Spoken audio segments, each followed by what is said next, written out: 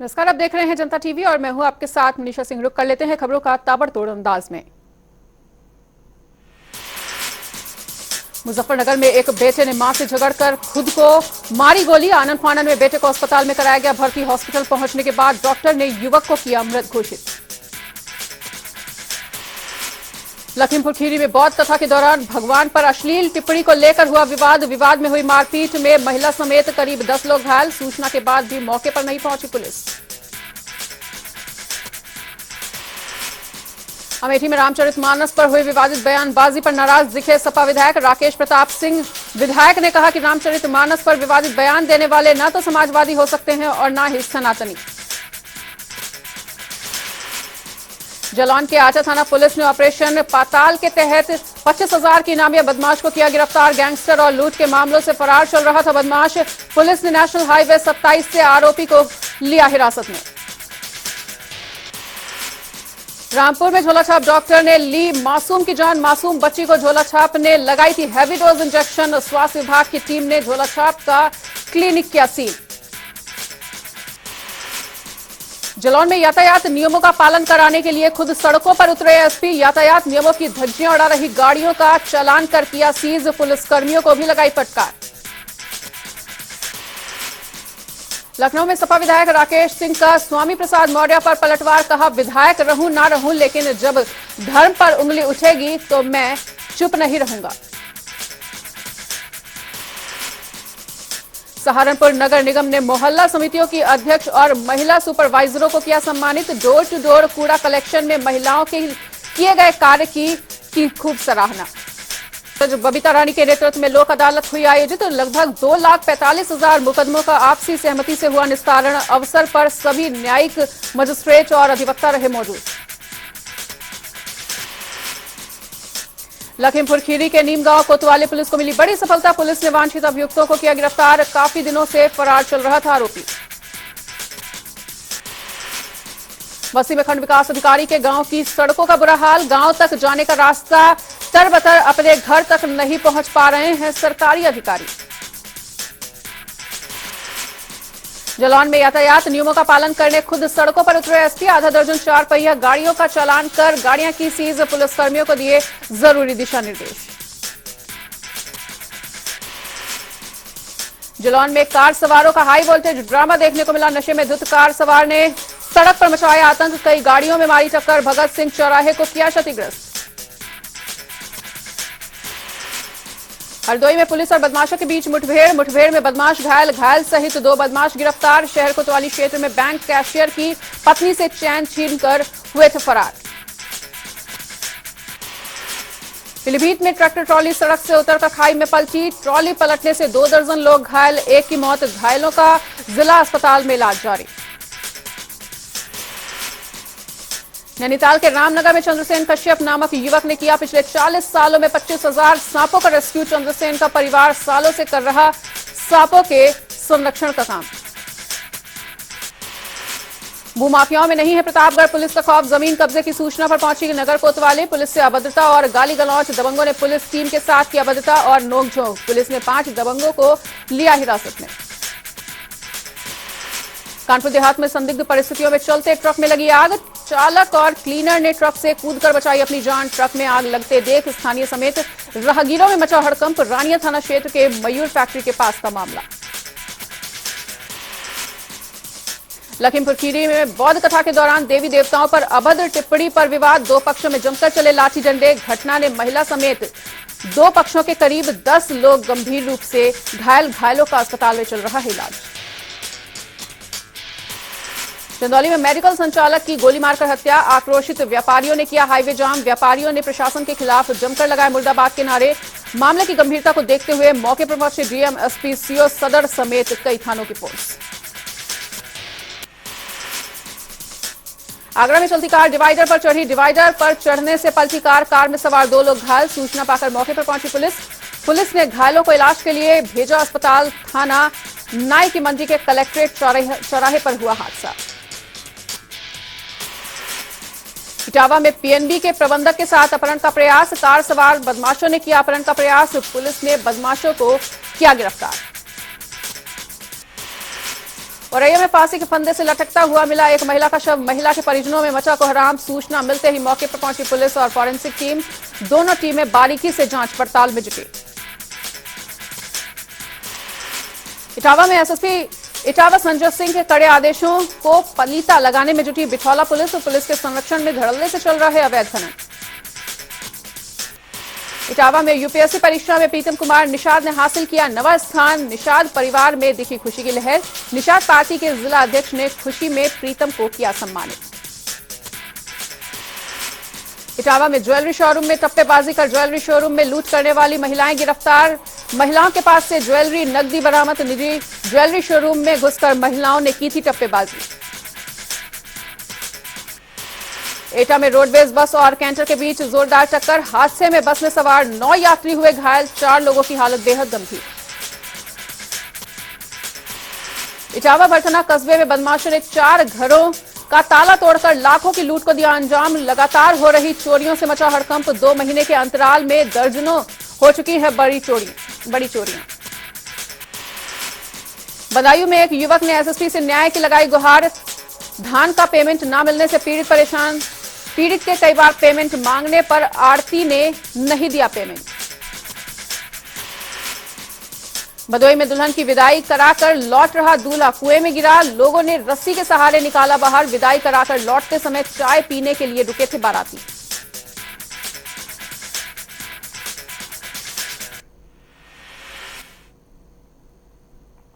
और इस बीच आपको बता दें एक बड़ी जानकारी। जी हां, बड़ी खबर आ रही है सामने। इस वक्त की बड़ी खबर, आगरा में G20 का दूसरा दिन है और G20 के दूसरे दिन का पहला सत्र शुरू हो चुका है। वुमेन्स एम्पावरमेंट को लेकर चर्चा चल रही है।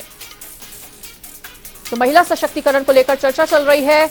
आगरा में G20 का आज दूसरा दिन है। इस बैठक में महिला सशक्तिकरण पर चर्चा चल रही है। सत्र शुरू हो चुका है और आज इसके बाद ताज नगरी में ताज का दीदार करते हुए भी नजर आएगा डेलीगेशन। वहीं आगरा में G20 का दूसरा दिन, G20 के दूसरे दिन का पहला सत्र शुरू हो चुका है। महिला सशक्तिकरण को लेकर चर्चा चल रही है।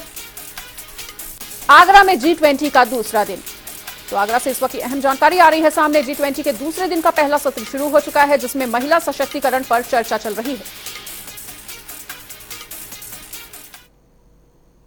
G20 मेहमान विश्व की सबसे खूबसूरत स्मारक और प्यार के प्रतीक ताजमहल का दीदार करेंगे। यहां पर मेहमानों को ताजमहल तो दिखाया जाएगा ही, इसके साथ ही उन्हें इतने साल से बरकरार ताजमहल की चमक का राज भी बताया जाएगा।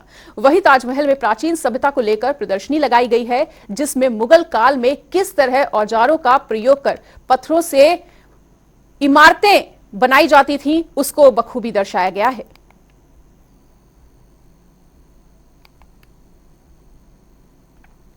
एक और अहम जानकारी सामने आ रही है। यूकेपीएससी पटवारी लेखपाल भर्ती परीक्षा का आयोजन हो रहा है। यूकेपीएससी पटवारी लेखपाल भर्ती परीक्षा खत्म हो चुकी है। यूकेपीएससी की तरफ से की गई थी खास तैयारियां।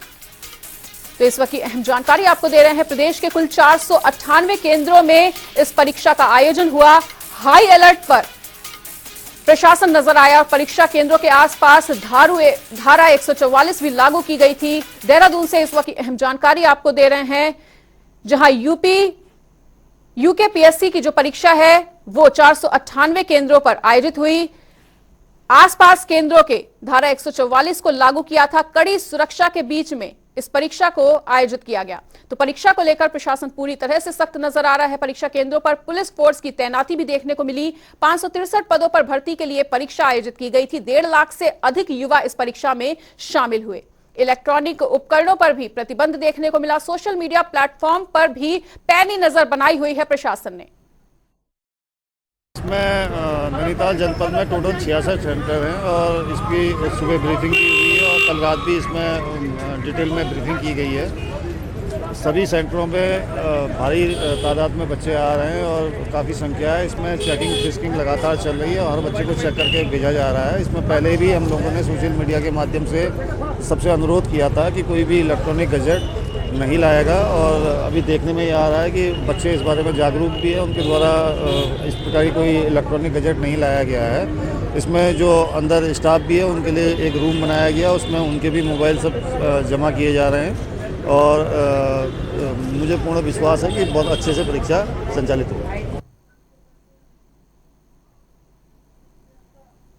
और इसी बड़ी खबर पर अधिक जानकारी के लिए हमारे साथ जुड़ने जा रहे हैं हल्द्वानी से योगेश। तो योगेश, परीक्षा संपन्न हो चुकी है, किस तरह की व्यवस्थाएं देखने को मिली, क्या कुछ गतिविधियां अभी?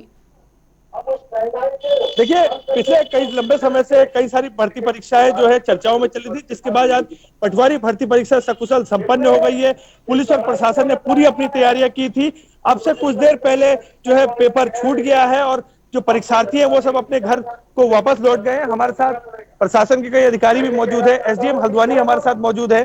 सर, किस तरह की ये पूरी परीक्षा की आप लोगों ने तैयारी की थी, कैसी परीक्षा रही? देखिए, आप जैसे आप लोगों को पता ही है कि ये दूसरी बार परीक्षा हो रही है, उसको लेकर काफी संवेदनशील माना जा रहा था। और हल्द्वानी में लगभग 23,000 परीक्षार्थी थे, जिनमें से 16,000 परीक्षार्थियों ने आज परीक्षा दी है, 7,000 लगभग एब्सेंट रहे हैं और परीक्षा सकुशल शांतिपूर्वक संपन्न हुई है और परीक्षार्थी अपने अपने घरों को जा रहे हैं। देखिए, बड़ी अपडेट ये है कि 7,000 परीक्षार्थियों ने नैनीताल जिले में परीक्षा नहीं दी है। 23,000 में से 16,000 परीक्षार्थी परीक्षा दे पाए हैं। सर, बात करें तो किसी तरह की घटना कोई सामने अभी तक फिलहाल जिले में नहीं आई, ऐसी जानकारी मिल रही है। चेकिंग किस तरह की आप लोगों ने की थी पारदर्शिता बरतने के लिए?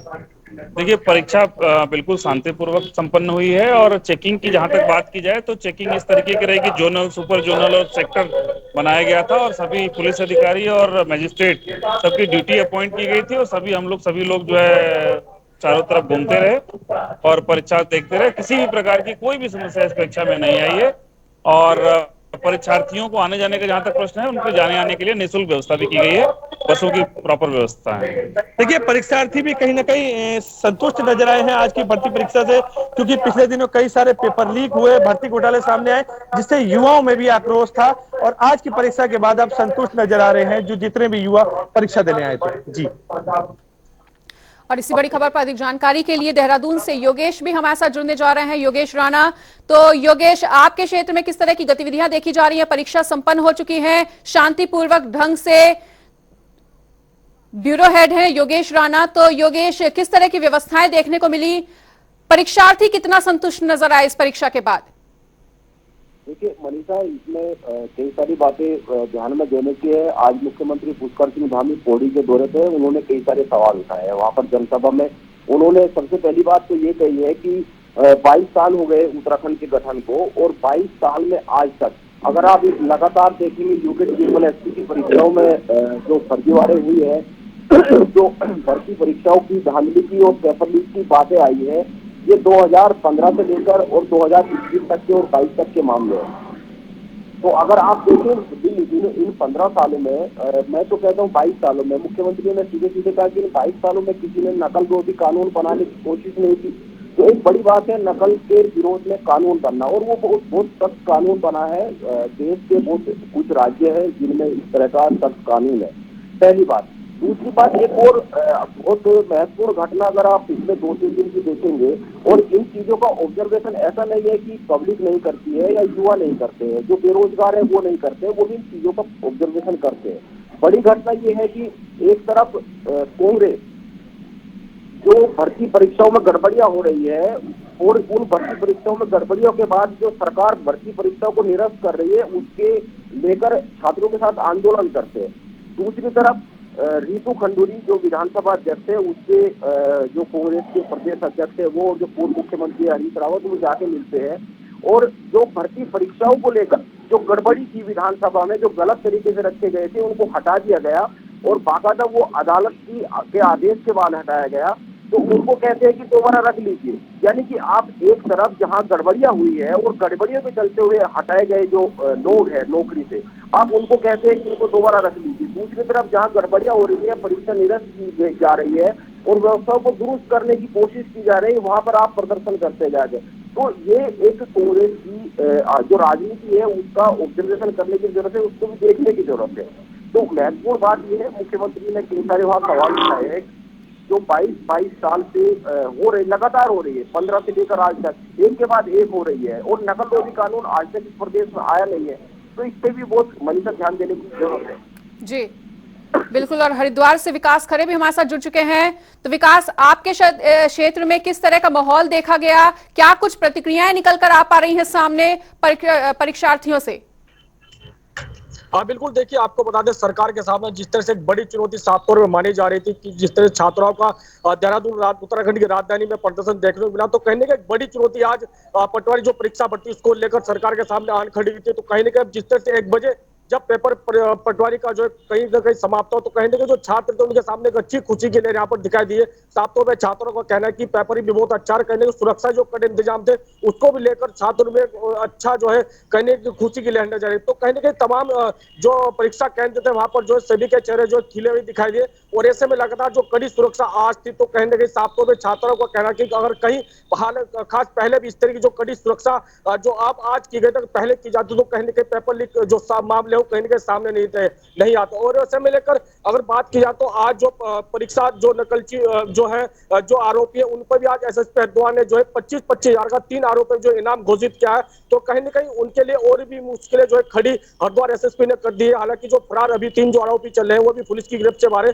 हालांकि जो भाजपा नेता है वो भी जो है पुलिस गिरफ्त से बाहर है। तो ऐसे में जो हरिद्वार पुलिस ने लगातार जो नकलची है जो आरोपी है उनके भी तलाश जो है कर रही है। तो कहीं ना कहीं जल्दी इनकी गिरफ्तार हो चुकी है। हालांकि इनाम जो 25-25 हजार के 3 आरोपियों में यहाँ पर जो घोषित कर दिया गया। तो ऐसे में आज की जो परीक्षा थी आज सरकार के लिए एक बड़ा जिम्मेदारी थी। कहीं ना कहीं जो छात्रों में आज खुशी की लहर दिखा दी है। हालांकि अभी तमाम जो परीक्षा केंद्र थे 52 हरिद्वार जिले के अंदर तमाम जो है संपूर्ण रूप से जो परीक्षा भी यहाँ पर खत्म हुई है, और ऐसे में जो छात्र है उनको कहीं ना कहीं चेहरे पर भी खुशी की नजर आई है। हालांकि जो छात्र जो पूर्व में जो है पहले जो पटवारी जो परीक्षा भर्ती उसमें जो चयनित अभ्यर्थी उनके चेहरे पर कहीं ना कहीं हल्की सी जो है मायूसी दिखाई दी। उनका कहना था कि जिस तरह से हमारा चयन हुआ था, अब हालांकि जो है उनका ये भी कहना है कि अब जो है पेपर हमारा उससे भी अच्छा गया। तो ऐसे में जो मेहनती जो छात्र है उनके चेहरे पे बहुत ज्यादा खुशी के लिए यहाँ पर दिखाई दी। और तमाम जो 52 जो परीक्षा केंद्र ऊपर जो सकुशल संपन्न भी जो समाप्त हो चुकी है। जी प्रिया। बिल्कुल, और हल्द्वानी से योगेश शर्मा का फिर से रुख कर लेते हैं। योगेश, पारदर्शिता के साथ परीक्षा संपन्न हो चुकी है, ऐसे में नकल विहीन परीक्षा संपन्न होने पर अब क्या छात्र जो हैं, परीक्षार्थी जो हैं वो संतुष्ट नजर आ रहे हैं वहां के? देखिए, लंबे समय बाद ये परीक्षा हुई है। एक बार पहले पटवारी भर्ती परीक्षा हो चुकी है, वो बाद में रद्द कर दी गई थी क्योंकि उसमें घोटाला सामने आया था।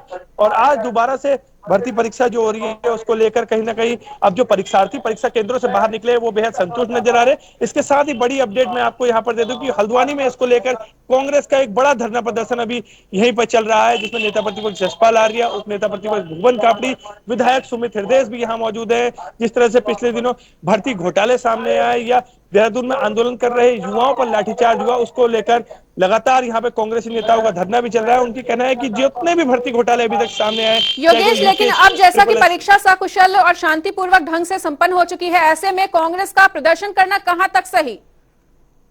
देखिए, उनकी मांग यह है जो पहले समय में जो भर्ती घोटाले हुए, यूके पीएससी हो, यूके SSSC हो, या इससे पहले पटवारी भर्ती परीक्षा जो रद्द हुई, इनका कहना है कि सभी जो परीक्षाएं हुई इनकी सीबीआई जांच कराई जाए। और जो परसों लाठीचार्ज की घटना एक देहरादून में देखने को मिली, उसको लेकर जो दोषी पुलिसकर्मी हैं उन पर कार्रवाई की मांग को लेकर वो यहाँ पर धरना प्रदर्शन कर रहे हैं। जी बिल्कुल, और अपने ब्यूरो हेड योगेश का भी रुख कर लेते हैं। तो योगेश, जैसा कि योगेश शर्मा ने ये बताया कि उनके क्षेत्र में कांग्रेस का प्रदर्शन देखने को मिल रहा है, ऐसे में अगर किसी भी तरह की अप्रिय घटना हो जाती है तो उसकी जिम्मेदारी कौन लेगा, क्योंकि भारी संख्या में परीक्षार्थी वहां पर मौजूद होंगे?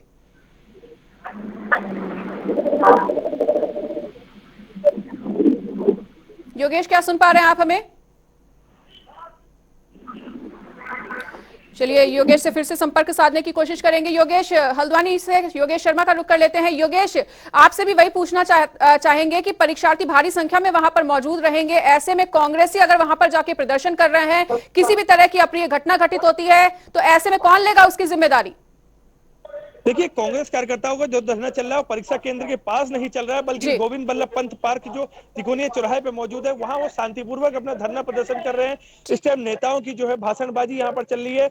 प्रदेश के जो नेता प्रतिपक्ष जसपाल आर्या वो यहाँ पर कहीं ना कहीं पूरी सभा को संबोधित कर रहे हैं। इसके अलावा हल्द्वानी विधायक सुमित हृदय, खटीमा से जो विधायक है उप नेता प्रतिपक्ष भुवन कापड़ी, उनके साथ ही सैकड़ों कार्यकर्ता और पदाधिकारी यहाँ पे शांतिपूर्ण तरीके से धरना दे रहे हैं और भर्ती घोटाले जो हुए हैं उनकी सीबीआई जांच की मांग कर रहे हैं। युवाओं को लेकर उनका किसी प्रकार का कोई विरोध नहीं है। जी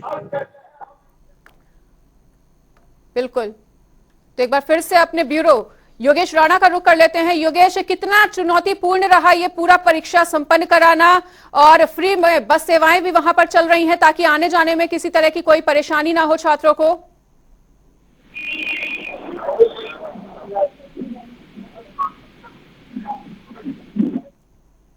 ये है कि बेरोजगार युवा है उनका भी कहना था और कांग्रेस का भी कहना था कि परीक्षा को जो आज हो रही है स्थगित किया जाए।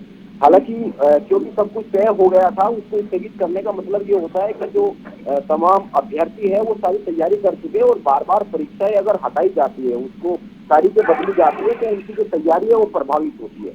दूसरी बात, कांग्रेस अगर अभी भी धरना प्रदर्शन कर रही है तो उसके पीछे एक बड़ी बात यह है, कांग्रेस का कहना है कि इसकी सीबीआई जांच कराई जाए।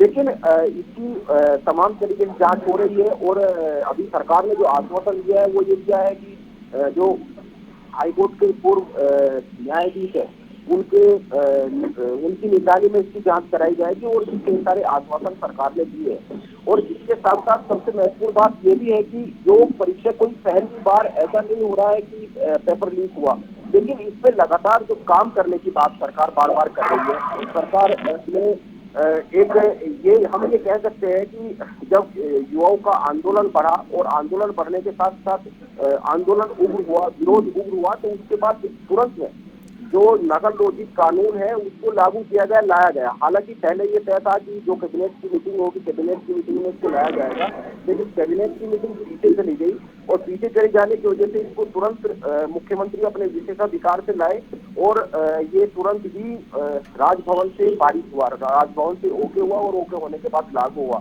तो इसमें सबसे महत्वपूर्ण बात ये, अगर ये परीक्षा अगर पिछली पटवारी जो पिछली परीक्षा हुई थी वो भी परीक्षा हुई थी उस दिन तो सब कुछ ठीक ठाक था। बाद में ये समझ में आता है कि पेपर लीक हुआ या नहीं हुआ, गड़बड़ियां हुई या नहीं हुई, क्योंकि कई दिन बाद समझ में आता है, कई दिन बाद ये चीजें सामने आती है। और उसके बाद इस तरीके से पूरा तंत्र एक्टिव है, सरकार एक्टिव है और कई बार ये गड़बड़ियां हो चुकी है, क्योंकि ट्रिपल में भी हो चुकी है, यहाँ भी हो चुकी है, तो इसलिए अतिरिक्त सावधानी बरती गई है। और ये परीक्षा अगर सही तरीके से संपन्न होती है तो दूसरी बात ये भी है कि आगे इस तरह की परंपराओं पर रोक लगाने की बिल्कुल योगेश, ठीक है, तो आगे किसी तरह की परेशानी ना हो और शांतिपूर्वक ढंग से परीक्षा को इसी तरह से संपन्न कराया जाए, इसके लिए तमाम सावधानियां बरती जा रही हैं। फिलहाल ये परीक्षा संपन्न हो चुकी है, शांतिपूर्वक ढंग से नकल विहीन परीक्षा रहे, इसके लिए तमाम इंतजाम भी किए गए थे। इसी बीच आपको एक और बड़ी जानकारी दे दे, बड़ी खबर आ रही है सामने। इस वक्त की अहम जानकारी से रूबरू करवाने जा रहे हैं। रामचरितमानस पर लगातार विरोध बढ़ता हुआ नजर आ रहा है। स्वामी प्रसाद की गाड़ी पर स्याही फेंकी गई है। जी हां, रामचरितमानस पर जिस तरह के विवादित बयान दिए गए थे उसके बाद यह विवाद लगातार बढ़ता हुआ टेंगरा मोड़ के पास इसका विरोध किया जा रहा है। स्वामी प्रसाद की गाड़ी पर स्याही भी फेंकी गई है। रामचरितमानस पर विरोध के चलते ये कदम उठाया गया, जहां स्वामी प्रसाद की गाड़ी पर फेंकी गई स्याही के साथ काले कपड़े भी फेंके गए हैं। लखनऊ से जुड़ने जा रहे हैं तो अनूप, रामचरितमानस पर लगातार विरोध बढ़ता हुआ, स्वामी प्रसाद की गाड़ी पर फेंकी गई स्याही। और देखिए, उत्तर प्रदेश में लगातार स्वामी प्रसाद मौर्य को लेकर विरोध बढ़ रहा है और जहां एक हिंदू धर्म में कहीं न कहीं आस्था का प्रतीक है रामचरितमानस, उस पर स्वामी प्रसाद मौर्य ने सवाल उठाए थे। उसके बाद लगातार विरोध प्रदर्शन देखने को मिला। आज स्वामी प्रसाद मौर्य सोनभद्र जा रहे थे और बीच में उनके स्वागत के लिए कुछ लोग खड़े थे मिर्जापुर और वाराणसी बॉर्डर पर। वहां हालांकि स्वामी प्रसाद मौर्य, लेकिन तमाम लोग और भी वहां पर इकट्ठा हो गए और जिस तरीके से लोगों में आक्रोश है, मनीषा आप समझ सकती है किस तरीके से उनके काफिले पर वहां पर काला कपड़ा और स्याही फेंकना, यानी कहीं न कहीं उनका विरोध प्रदर्शन का सामना करना पड़ रहा है। तो ये बिल्कुल कहा जा सकता है कि आम जनमानस जो है, ये किसी पार्टी से लोग नहीं थे, लेकिन लोगों के अंदर उबाल है, लोगों के अंदर गुस्सा है कि रामचरितमानस पर इतने वर्षों बाद किसी ने विरोध जताया है, तो उसको लेकर कहीं न कहीं हिंदू समाज आहत है, तमाम जो लोग हैं वो आहत हैं। अभी मैंने देखा था समाजवादी पार्टी के विधायक हैं, वो भी उन्होंने भी कहा था कि स्वामी प्रसाद का अपना बयान है और रामचरित पर जो भी मानस पर सवाल उठाएगा उसका विरोध किया जाएगा। तो ये ऐसा नहीं कि समाजवादी पार्टी पूरा ही उनका समर्थन कर रही, हालांकि अखिलेश यादव उनके समर्थन में जरूर उतरे थे और तमाम लोग अपने नाम के आगे या फिर पीछे सूद लिखते नजर आए थे, लेकिन कहीं न कहीं अब वो उनके समाजवादी पार्टी में भी तमाम लोग हैं जो स्वामी प्रसाद मौर्य के खिलाफ हैं। और वही का नतीजा है कि आज जब सोनभद्र स्वामी प्रसाद मौर्य जब जा रहे थे तो वहां पर उनको विरोध का सामना देखने को मिला है। जी मनीषा। बिल्कुल अनूप, इस तमाम जानकारी के लिए आपका बहुत बहुत शुक्रिया। तस्वीरें भी आपके सामने है कि आप देख सकते हैं किस तरह से लोग स्वामी प्रसाद मौर्य की गाड़ी के सामने कपड़े फेंकते हुए, काले कपड़े फेंकते हुए नजर आ रहे हैं। काली स्याही भी फेंकी गई है और रामचरितमानस पे लगातार महाभारत होती हुई लगातार विरोध होता हुआ। फिलहाल यहां पर रुकेंगे एक छोटे से ब्रेक के लिए। खबरों का सिलसिला लगातार जारी है, देखते रहिए जनता।